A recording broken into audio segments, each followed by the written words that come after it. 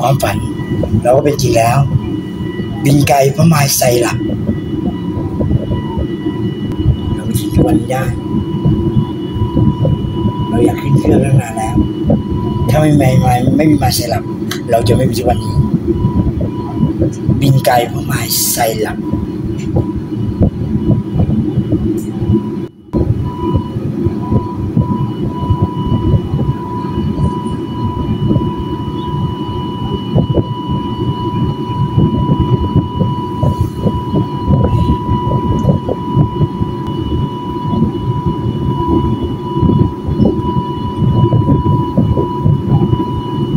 บินไก่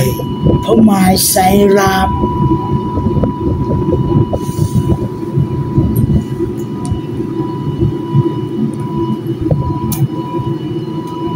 ไว้